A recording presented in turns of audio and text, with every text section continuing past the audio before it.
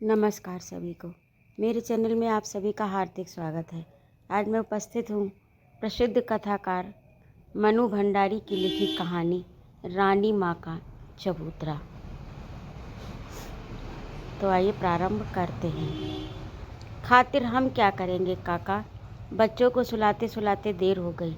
फिर बूढ़ी काकी की ओर कर घूम कर बोली, काकी कल धन्नी को भी रानी माँ के चबूतरे पर दिया जलाने के लिए ले जाना है। ये रानी माँ का चबूतरा क्या है? धन्नी ने कुछ कौतूहल से पूछा। खरबूजे के सूखे बीज छीलते हुए काकी बोली, वाह, कल से तुम यहाँ आई और रानी ने तुम्हें चबूतरे की बात भी नहीं बताई। कल से तुम यहाँ आई हो और रानी ने तुम्हें चबूतरे की बात भी नहीं बताई। क्या बताएं बेटी, हम भागवान हैं जो रानी माँ के नगर में बसते हैं। बड़ी भागवंती नगरी थी।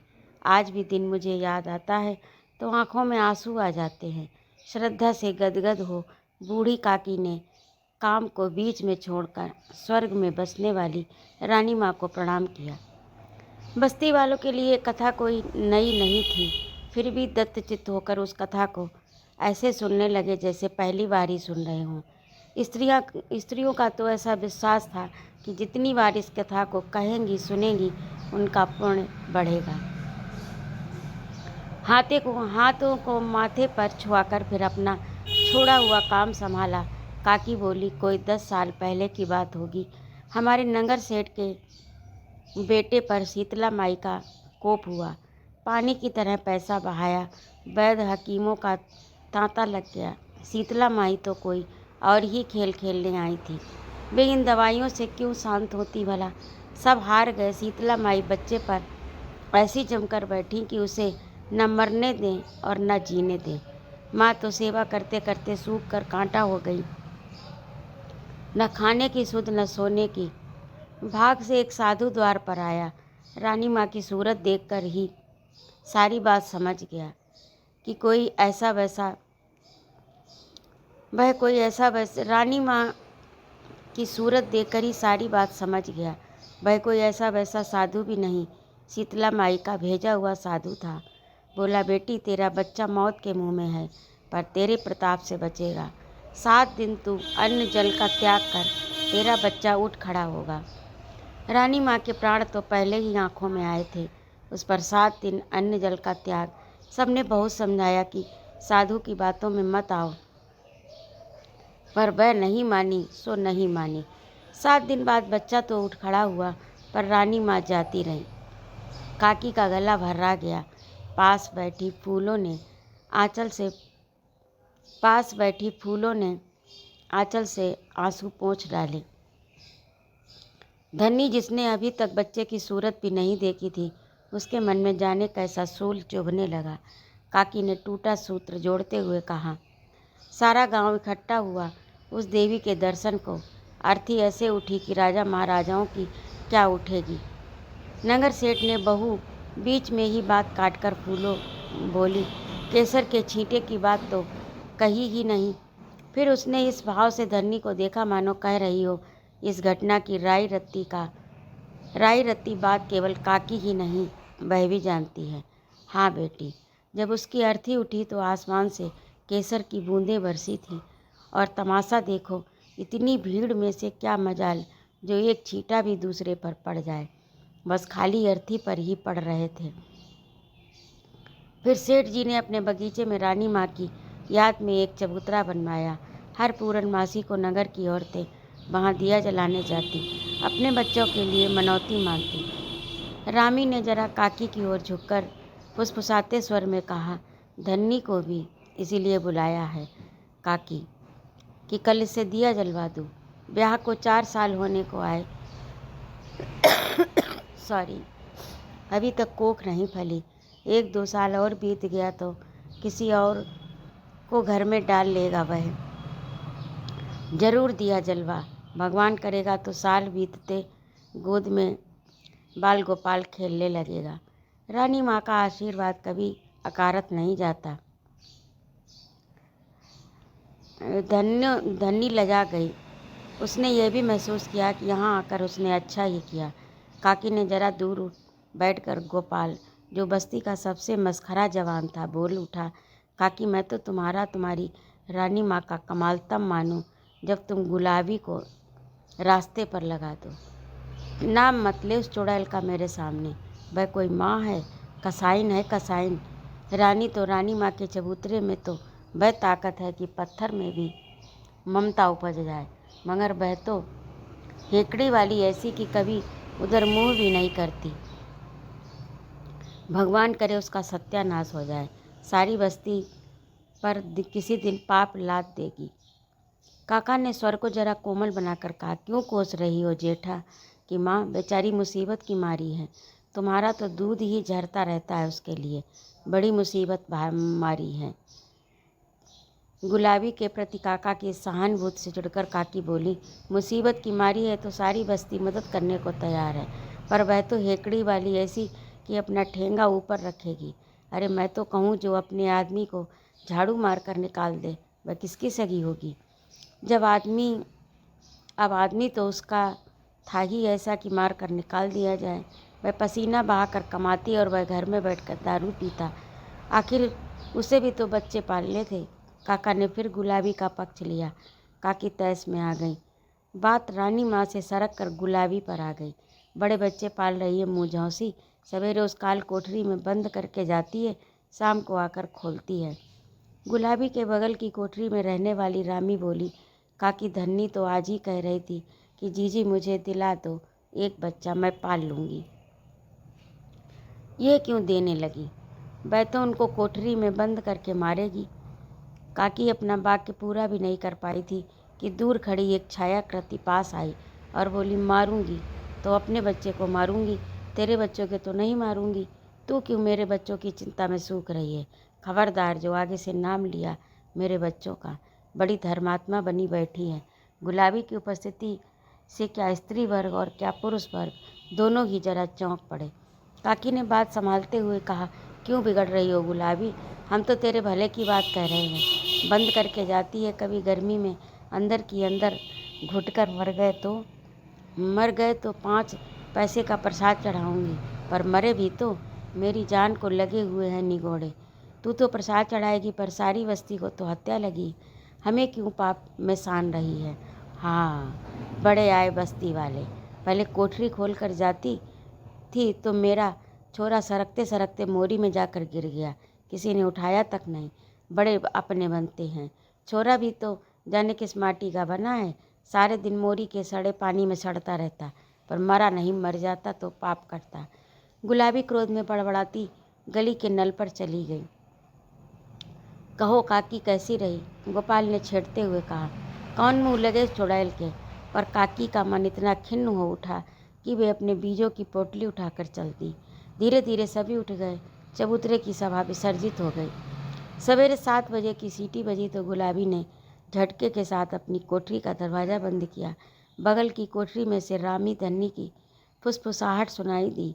बिना पूरी बात सुने ही वह भभक उठी, जितनी बातें बना सको बना लो चुड़ैलो, मैं तुम्हारी दवैल नहीं जो डर जाऊंगी। रामी ने वहीं बैठे बैठे हाँक लगाई, अपने रास्ते लग गुलाबी, किसका हिया फूटा है जो सवेरे सवेरे तुझ नास पीटी का नाम लेगा। गुलाबी कुछ कहती उसके पहले ही उसके 2 साल के बच्चे का क्रंदन कोठरी की दीवारों को चीरकर गली के सुनसान वातावरण में फैलने लगा। झल्लाकर उसने कोठरी खोली। अपनी 9 साल की लड़की मेवा की पीठ पर एक लात जमाते हुए बोली, 9 बरस की धींग हो गई, एक बच्चा नहीं रखा जाता, गोद में उठाकर रख। उसी झल्लाहट में उसने कोठरी बंद कर दी, दौड़ पड़ी। 7 की सीटी बज चुकी थी। वह जानती थी यदि ये सारा रास्ता दौड़ कर भी पार नहीं कर पाएगी तो मैं जानती थी कि अब यदि ये सारा रास्ता दौड़ कर ही पार नहीं करेगी तो ठेकेदार वहाँ बैठी अनेक उम्मीदवारों में से किसी को काम दे देगा। वह आज की मजूरी से जाती रहेगी, फिर वह सत्तू नहीं ला सकेगी, दाल नहीं ला सकेगी। उसने गति और बढ़ा दी। समय वह भूल गई कि रामी ने उसे नास पीटी कहा या उसका बच्चा रो रहा है। शाम को लौटी तो क्लांत हाथों से उसने अपनी कोठरी का दरवाज़ा खोला तो देखा मेवा एक कोने में लुढ़की पड़ी सो रही है। 2 साल का मांस का लोथड़ा मैले में सना हुआ मिमिया रहा। रोने की ताकत तो उसमें शायद रही नहीं। गुलाबी ने एक पूरे हाथ की धौल कोने में सोती हुई छोरी की पीठ पर जमाई। पड़ी पड़ी सो रही है, चुड़ैल, चल उठकर चूल्हा जला। वह उस मैल में सने बच्चे को उठाकर गली के नल पर चली। बराबर उसके मुंह से गालियां बरस रही थी। चबूतरे पर उस समय काका अकेले बैठे थे। गुलाबी को बड़बड़ाती जाते देखा तो टोक दिया, किसे कोस रही गुलाबी? अरे कभी तो तू हंस बोल लिया कर। हंस बोल कर मुझे किसी को रिझाना नहीं है, बड़े आए सीख देने वाले। तुम्हें तो कोस नहीं रही, कोस रही हूँ उस दारूखोर को जो मेरी जान को ये कीड़े मकोड़े छोड़ गया। और मैं तो तेरे भले की बात कह रहा हूँ। 4 जनों के बीच आकर बैठा कर तो तेरा भी मन बहल जाए, पर तू तो सबको काटने को दौड़ती है। हाँ हाँ, कटखन्नी हूँ, क्यों मेरे मुंह लगते हो? ज़्यादा बकवास की तो 2-4 तुम्हें भी सुना दूँगी, बड़े आए दर्द दिखाने वाले। और वह भन्नाती हुई नल पर चली गई। छोकरे को धोया, कपड़ा धोया, बड़बड़ाती अपनी कोठरी की ओर चल पड़ी। काका ने फिर उसे नहीं टोका। चूल्हे पर दाल चढ़ाकर बच्चे को गोदी में लेकर वह सुस्ताने लगी। सारे दिन की कैद भोग कर मौका पाते मेवा कोठरी से बाहर भाग गई। जब दाल सत्तू तैयार हो गया तो गुलाबी ने मेवा को खाने के लिए आवाज़ दी। मेवा आई तो उसके हाथों में कांच की हरी चूड़ियाँ चमक रही थी। गुलाबी की नज़र पड़ते उसने पूछा, ये चूड़ियाँ कहाँ से लाई? मेवा चुप। मैं पूछती हूँ, चूड़ियाँ कहाँ से लाई? मेवा चुप। सुनाई नहीं देता, बहरी हो गई? तड़ातड़ चांटे पड़ गए उसके गाल पर। चोरी करके लाई है ना? आज सब तो चबूतरे पर दिया जलाने गए हैं, किसी के घर से चुरा लाई क्यों? चोटी हरामजादी। मुंह से गालियाँ और हाथों से चाटने पड़ने लगे। मेवा ने चीख चीख कर सारी गली को सिर पर उठा लिया। तभी दिया जलाकर लौटी हुई रामी धन्नी आ पहुंची। अरे अरे, छोरी के प्राण ले लेगी क्या? मेवा को अपनी तरफ खींचती हुई रामी बोली, मैं इसकी खाल खींच कर रख दूंगी। तू बीच में मत बोल रामी, नहीं तो सच कहती हूँ 2 हाथ तेरे भी पड़ जाएंगे। मेरी छोरी चोरी करे, चोरी?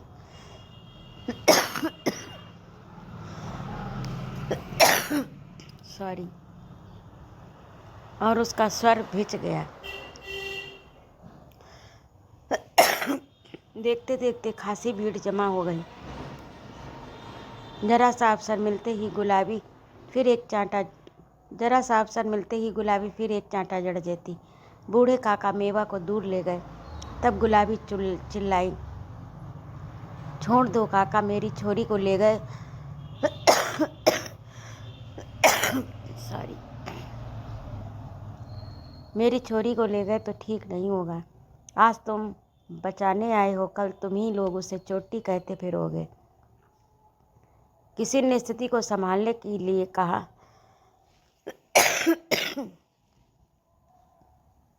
चोरी नहीं की उसने, वह तो रामेश्वर ने उसे दी। नाहक मार दिया बच्ची को। दी हैं तो क्यों दी? हम क्या भिखमंगे हैं जो किसी का दिया पहनेंगे? आज मेरे घर में कोई मूंछों वाला नहीं बैठा, सो सब लोग भीख देने वाले हैं। थू है उन पर, बड़े आए दया दिखाने वाले। मेवा को काका के पास सुरक्षित समझकर सबने सोचा कि अब इस गुलाबी से बहस करना बेकार है। एक की 4 सुनने को मिलेगी, सो सब चुपचाप खिसक गए। धन्नी तो आज रानी माँ के चबूतरे पर दिया जलाकर जाने कैसी कैसी आशाएं मन में संजोकर आई थी। बोली, जब वह किसी की बात सुनती ही नहीं तो तुम लोग क्यों इसके पचड़े में पड़ती हो जीजी? लड़ाई झगड़ा तो चलता ही रहता है। सवेरे नल पर देखा है ना कैसी गाली गलौज होती है, सिर कुटौल की नौबत आती है, पर सांझ को सब जैसे के तैसे। 4 जने रहते हैं तो कहना सुनना तो चलता ही रहता है बहन। गुलाबी ने कांच की चूड़ियों के टुकड़े बटोर कर अपने लिए जगह बनाई। बच्चे को लेकर सो गई। उस रात उसके यहाँ खाना पीना नहीं हुआ। काका मेवा को लाकर छोड़ गए। तब उसे मालूम पड़ गया, पर वह फिर कुछ बोली नहीं। एक बात ही उसके मन में घूम रही थी, उसकी लड़की ने चोरी की। चोरी पिछले 2 दिन से चबूतरे की बैठक का विषय था। सरकार की ओर से खोला हुआ शिशु सुरक्षा केंद्र। काका ने कहा, भगवान भला करे, सरकारी स्कूल खोल दिए जहां बच्चे मुफ्त में पढ़ लेते हैं। छोटे बच्चों के लिए केंद्र खोल दिया। अब औरतें भले ही काम करें, 5 रुपए महीने में दवाई दारू भी कर देते हैं। हाँ काका, मैं देख कर आई हूँ। छोटे छोटे पालने बने हैं, ढेर सारे खिलौने, दाइयाँ, बच्चों को शीशी से दूध पिलाया जाता है, पालों में सुलाया जाता है, बड़े आराम से रखते हैं। धन्नी ने सोचा उसका बच्चा होगा तब वहीं जाकर रह आएगी, तब वहीं आकर रह जाएगी। उसके गांव में तो ऐसा होगा नहीं। अपने बच्चे को पालने में सुलाने और शीशी से दूध पिलाने का सपना उसकी आंखों में साकार होने लगा। गोपाल बोला, गुलाबी से कहो काका कि अपने बच्चे को यहाँ भर्ती करा दे। तू ही कहना, बड़ा आया गुलाबी का हेतु। याद नहीं है जब मेवा को स्कूल में डालने को कहा तो कैसी गुर्राई थी। तुम लोग तो बावलों जैसी बातें करते हो। मेवा को वह स्कूल में डाल देती तो उस छोरे को कौन रखता। तो अच्छी तरह मना करती, वह तो बस काटने को दौड़ती है। अब धीरे बोल काकी, नहीं तो अभी कहीं से निकलकर बम गिराने लगेगी। जब उसकी बात करो तभी टपकी। पर उस दिन गुलाबी नहीं टपकी। दूसरे दिन जब चबूतरे पर बैठक लगी तब भी इस तरह की चर्चा चल रही थी। गुलाबी अपनी लड़की मेवा को ढूंढती हुई आई तो काका ने बात चलाई, अरे गुलाबी देख, तेरे छोरे के लिए सरकार ने केंद्र खोल दिया, वहाँ नाम लिखा दे अपने बच्चे का। सरकार मेरी कसम है ना, जो केंद्र खोल देगी मेरे लिए। ये सब तो पैसों वालों के चोचले हैं। मेरा कौन मर्द कमाने वाला बैठा है जो 5 रुपए महीने दे दिया करेगा। बस्ती वाले चंदा कर देंगे, तू जाकर नाम लिखा दे। किसी के दान पुण्य पर पलने वाली नहीं गुलाबी, थूकती है तुम्हारे चंदे पर। और अपनी लड़की को घसीटती हुई गुलाबी वहाँ से चली गई। लो और खाओ लड्डू, काकी ने चढ़ाते हुए कहा। बिना गुलाबी से 2-4 झिड़कियाँ सुने तुम्हें चैन नहीं। आज रामी नहीं आई। बात का प्रसंग बदलने के लिए काका ने पूछा, धन्नो को विदा करने गई है। इधर उधर की बातें करके सभा समाप्त हुई। दूसरे दिन गुलाबी ने उठकर अपनी कोठरी की दीवार पर लगाए हुए सुरक्षा केंद्र के विज्ञापन को फाड़ फेंका। जहाँ कहीं भी उसे विज्ञापन दिखाई देता वह उसे फाड़ देती। लोग देखते तो हंसते। भरी दोपहरी में गुलाबी रेत की तगारियाँ उठा उठा कर पकड़ा रही थी। कुछ औरतें एक देहाती गीत गा रही थीं, छत कूट रही थीं। ठेकेदार रह रहकर कुछ आदेश देता जा रहा था। गुलाबी का ध्यान अपने काम में था, पर अचानक ठेकेदार का स्वर उसके कान में पड़ा। पूरी बात तो वह नहीं सुन पाई, बस इतना सुना, इस तरह तो जरा से आंधी पानी से घरों की छतें टूट जाती हैं। जरा अच्छी तरह उसने आसमान की तरफ देखा, कहीं बादल नहीं थे। फिर भी उसका हाथ रुक गया। उसके सामने उसकी कोठरी की टूटी फूटी छत घूम गई। यदि किसी दिन छत गिर जाए तो हाथ चलाए ना, कड़क कर बगल वाली औरत ने कहा। वह कब से रेत की तगारी लिए खड़ी थी। एकाएक गुलाबी को होश आया, चला तो रही हूँ, कौन तेरे बाप की नौकर जो हुक्म चला रही है। शाम को गुलाबी जब घर लौटी तो ठेकेदार से थोड़ी सी सीमेंट चूना मांग लाई। खा पी कर जब सब सो गए तो गुलाबी के घर से खटर पटर की आवाज़ शुरू हुई। गली में सोए हुए गोपाल ने पूछा, आधी रात को क्या कर रही गुलाबी। तेरी कब्र खोद रही हूँ। जाने कैसे लोग हैं इस बस्ती के कि गुलाबी के काम में टांग अड़ाए बिना उन ससुरों की रोटी हजम नहीं होती। मर चुड़ैल। और गोपाल सो गया। उस दिन सारी रात कोठरी में कुछ न कुछ होता रहा। दूसरे दिन रामी ने आकर चबूतरे की बैठक पर सूचना दी। गुलाबी काम से लौटी, खाया पिया, बच्चों को बंद करके चली गई। जब रामी ने पूछा तो गुर्रा कर बोली, जा रही हूँ अपने खसम से याराना करने। तू भी चलेगा क्या। साथ ही रामी ने यह भी बताया कि उस बात को घंटा भर हो गया पर अभी तक गुलाबी नहीं लौटी। दोनों बच्चे बंद पड़े हैं। कुछ कौतूहल और कुछ उपेक्षा मिश्रित क्रोध से सारी बैठक गूंजने लगी। क्यों गई, कहाँ गई, इस तरह तो बच्चे मर जाएंगे। ये कैसी माँ है। अनेक बातें उठी, खत्म हो गई। जानने की इच्छा सबके मन में थी पर साहस किसी में नहीं जो आने पर उससे पूछ सके। गुलाबी का ये काम जब अब दैनिक हो गया तब तो कौतूहल का निवारण परम आवश्यक हो गया। बिना उस बात को जाने सबका जीना जैसे दूभर हो गया। काका ने अनुमान से कहा, कहीं चौका बर्तन का काम करने जाती होगी। और कहाँ जाएगी बेचारी। तुम्हारे लिए होगी बेचारी, काकी ने गुर्राते हुए कहा। हत्यारिन कहीं की, क्यों जाती है चौका बर्तन करने? मजदूरी में क्या गुजर नहीं होती? मुझे तो इसके लक्षण अच्छे नहीं नजर आते। बच्चों की जान ले लेकर धन कमाएगी, क्या करना उस पैसे का? क्यों परनिंदा करती हो उसकी, वह जाने।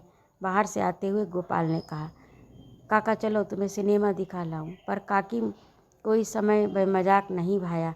वह गुलाबी की बात सोच रही थी। उसने धीरे से रामी से कहा, तू तो उसके पास वाली कोठरी में रहती है, जरा नज़र रखा कर। 10-12 दिन हो गए, पता नहीं लगा कि आंखें में चुड़ैल बच्चों को बंद करके जाती कहाँ है। कोशिश तो करती हूँ काकी, पर पता नहीं लगता। एक दिन तो मन हुआ पीछे पीछे जाऊँ, पर उस मुहौसी का क्या भरोसा, पलट कर हाथ चला दे। 15 दिन और बीत गए, पर कोई नहीं जान सका गुलाबी कहाँ जाती है। कुछ तो रहस्य का उद्घाटन न होने के कारण और कुछ बच्चों की यातना देखकर सबका आक्रोश बढ़ता जा रहा था, पर गुलाबी से पूछने का साहस किसी को नहीं होता। उस दिन भी बैठक में यही बातें हो रही थी। रामी ने आते ही खुशखबरी सुनाई। देखा काकी, रानी माँ के चबूतरे पर जलाया दिया कभी अकारत नहीं जा सकता। धन्नी के गांव से चिट्ठी आई है, उसका बांझपन आखिर दूर हो गया। काकी ने श्रद्धा बस रानी माँ के आगे हाथ जोड़ दिए। गोपाल जब भी काकी को इस मुद्रा में देखता, मजाक करने के लिए उसका मन मचलने लगता। बोला, काकी सारी बस्ती पर तेरा इतना रौब है, तू गुलाबी से दिया नहीं जलवा सकती। कल पूनो है, दिया जलवा दे, तेरा रौब मानूं। वह जाए नहीं तो क्या करूं? झल्लाकर काकी ने कहा, तू कहे तो मैं कंधे पर उठा कर ले आऊं। हंसते हुए गोपाल ने कहा, जाने कब से गुलाबो वहाँ खड़ी थी। ये बात सुनी तो आग बरसाने लगी। जाने कब से गुलाबी वहाँ खड़ी थी, ये बात सुनी तो आग बरसाने लगी। आया बड़ा गुलाबी को ले जाने वाला, हाथ तो लगा कर देख, असल मर्द का बच्चा हो तो आ जाना कल। फिर औरतों को लक्ष्य करके बोली, तुम ही माँ बन बन कर ला लड़ाओ अपने बच्चों को, दिया जलाओ चबूतरे पर। मैं तो कसाईन हूँ, त्यारिन हूँ। जब ये नास पीटे मर जाएंगे तो उस दिन इकट्ठा दिया जलाऊंगी। बड़ी सब गुलाबी की चिंता करके मरी जा रही हैं। चुड़ैल बस अंधेरे में ही गायब हो गई। दूसरे दिन जब सब घरों में चबूतरे पर जाने की तैयारियां हो रही थी, गुलाबी अपनी कोठरी में बैठकर बच्चों के लिए सत्तू घोल रही थी। सत्तू घोलकर उसने मेवा के सामने सरका दिया। मेवा ने पूछा, तू क्या खाएगी? मुझे भूख नहीं, चुपचाप खा ले। कल भी तूने कुछ नहीं खाया माँ। कह रही हूँ खा ले चुपचाप, सो नहीं होता, जीभ लड़ाए जा रही। तू तो आजकल जरा जरा सी सत्तू लाती है, माँ अपने लिए नहीं लाती। गुलाबी ने तड़ाक से चाटा जड़ दिया। सत्तू खाती है कि मार खिलाऊं? दोनों बच्चे जब खाना पीना समाप्त कर चुके तो गुलाबी ने हड़िया से पैसे निकाले, बड़ी सावधानी से उन्हें आंचल में बांधा और जैसे ही मुड़ी तो देखा रामी दरवाजे पर खड़ी देख रही थी। बिना एक शब्द बोले उसने दरवाज़ा बंद किया, चली गई। जब सब औरतें वहाँ इकट्ठी हुई तो रामी बोली, दैया रे, आज गुलाबी ढेर सारे पैसे आंचल में बांध कर गई है, वापस लौट आए तो समझना। पैसे बांध कर? हाँ हाँ, मैंने अपनी आँखों से देखा। मुझे तो लगता है चौका बर्तन की आड़ में कोई और लीला चल रही है। कौन उस पर नियत बिगाड़ेगा? सूखा छुआरा तो है। मर्दों का कोई भरोसा नहीं, जो न कर गुजरे थोड़ा। रामी मुस्कराई। जब दिया जलाकर औरतें लौटी तो देखा गुलाबी की कोठरी वैसी ही बंद थी। जल्दी जल्दी कपड़े उतारकर चबूतरे पर बैठक हुई। सारी बातें बढ़ा चढ़ा कर बताई गई। रोज़ कब तक लौट आती है? काका ने पूछा। इस समय तक तो लौट आती थी, रामी ने कहा। आज तो वह नहीं लौटने की, सारी बस्ती का मुंह काला कर गई चुड़ैल। उसके बच्चों को कौन अब पालेगा? चूल्हे में जाए उसके बच्चे। माँ होकर जब उसे दर्द नहीं तो हमें क्या पड़ी है? गोपाल ने कहा, चाहे कुछ भी खर्च हो जाए, कल ही जाकर रानी माँ के चबूतरे के पास ही एक गुलाबी का चबूतरा बनवाऊंगा। जब वहाँ दिया जलाने जाओ तो लगे हाथ गिन गिन कर 10 जूते इसके चबूतरे पर भी मार कर आया करना। तभी काका ने सबका ध्यान गली के मोड़ की ओर आकृष्ट किया। चांदनी के प्रकाश में सबने देखा कि गली के ही 2 आदमी गुलाबी के अचेत शरीर को उठाकर ला रहे हैं। चबूतरे की सारी भीड़ उस पर दौड़ आई। क्या हुआ? कहाँ थी? बेहोश कैसे हो गई? प्रश्नों की झड़ी लग गई। सबको वहीं छोड़कर काकी और रामी ने उसके अचेत शरीर को संभाला, रामी की कोठरी में लिटा दिया। काका अंदर आ गए, बाकी भीड़ को बाहर रखा। पानी के छींटे डालो, हवा करो, काका ने कहा। रामी उठकर पानी लाई। काकी हवा करने लगी। उसका आंचल उठाया तो बोली, हाय राम, इसका पेट तो पीठ से चिपक रहा, लगता है 2-3 दिन से कुछ खाया ही नहीं। रामी थोड़ा सत्तू तो घोल कर ला। देख रही हो, काका ने अपनी नज़र गुलाबी के सूखे मुरझाए चेहरे पर टिकाए हुए कहा। 1 महीने में क्या से क्या हो गई, जैसे बुढ़ापा आ गया। 1 महीने से मैंने इसके पास से भी नहीं देखा। 1 महीने से मैंने इसे पास से नहीं देखा। और देखो, इसके कपड़े ढीले कर दो, उमस भी तो कितनी है। काकी ने अंगिया के बंद ढीले कर दिए। अंगिया में से कागज़ की एक पुड़िया सरक कर जमीन पर गिर गई। काका ने कहा, देखो क्या है। काकी ने पुड़िया पकड़ा दी। काका ने दिए के धीमे प्रकाश में पुड़िया को खोल कर देखा तो कांच की दो छोटी छोटी हरी चूड़ियाँ शिशु सुरक्षा केंद्र की 5 रुपए की रसीद थी। तो ये था आज का कथानक। ये थी आज की कहानी, रानी माँ का चबूतरा। आपको कैसी लगी कमेंट करके अवश्य बताइएगा। यदि आपको मेरा कहानी सुनाना अच्छा लगा हो तो कृपया मेरे चैनल को सब्सक्राइब अवश्य करें, लाइक और कमेंट करें तथा अपने मित्रों में शेयर भी करें। सुनने के लिए बहुत बहुत धन्यवाद। जय माँ भारती। स्मार्टफोन से वीडियो एडिट करने वालों के अच्छे दिन आ गए। अब आप